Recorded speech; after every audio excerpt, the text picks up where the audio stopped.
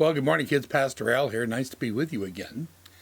Hey, I hope most of you got to either be here at church on Sunday, last Sunday, or at least watch the video and see that little special friend I brought in, my new puppy, Caleb. I'm sure you all thought he was a nice, quiet, relaxed, mellow little puppy dog. And, well, he is when he's asleep. Let me show you what he's like other parts of the time.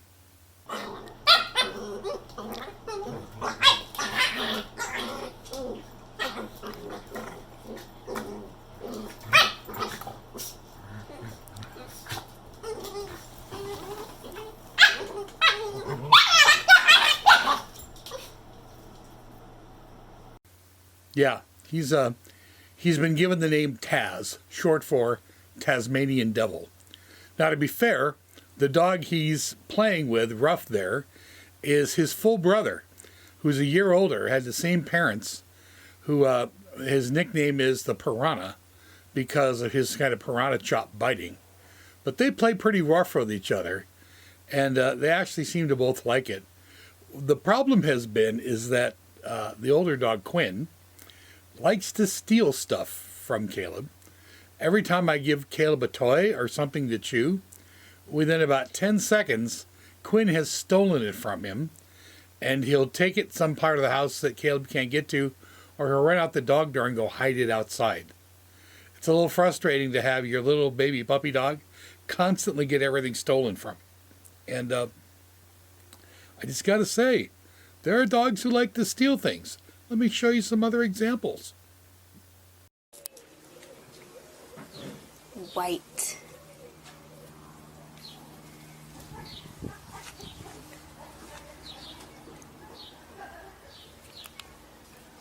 Okay.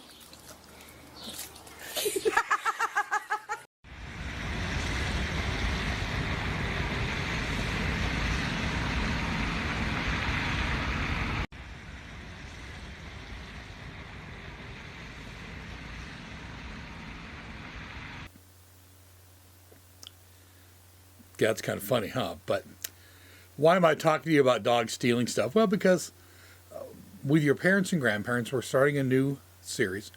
We're going to study through one of the most important books in the Bible. It's called the Gospel of Matthew. Gospel means good news. And there are 4 Gospels in the New Testament, and each one of them tells the story of Jesus' life and teachings. Matthew's is the longest and one of the most important. But I'll tell you a funny thing about Matthew that everyone kind of knows once you read the book. Matthew used to steal from people. He kind of did it officially. He was a tax collector. But way back then, tax collectors pretty much stole from everybody. They stole from people because if they collected more taxes than they needed to give to the government, they could keep them. They even stole from the people they're giving taxes to by taking bribes from rich people so they didn't have to pay as much taxes. Well, imagine this guy who would stole from you and stole from your family and stole from all your friends, and all of a sudden he shows up at a Bible study one day or shows up sitting next to you in church, and all of a sudden you're supposed to be his friend. That must have been pretty hard, right? Well, the thing is, yeah, he used to be quite the thief, but he started to love and follow Jesus, and that changed his life. And he turned from being a thief to a very good man, but good because God had given him grace and love.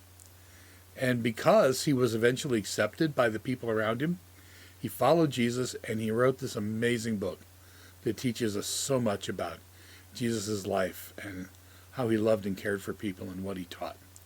So you're going to find some people in your life who may at some times have done things that were not kind or not wise, or may have hurt you or hurt other people around you. And yeah, you are very right to be very cautious about them. But sometimes God reaches in and grabs one of those people by the heart and changes them. And we need to be aware that when God does that, and when we see that changing their life, we need to make sure that we accept them and love them too. And, the good news about that is that, God does that for us because, well, we're not perfect, are we? We make mistakes. We hurt people. We do wrong things. And yet God's still working with us, and God can forgive us, and we hope that people around us will forgive us too.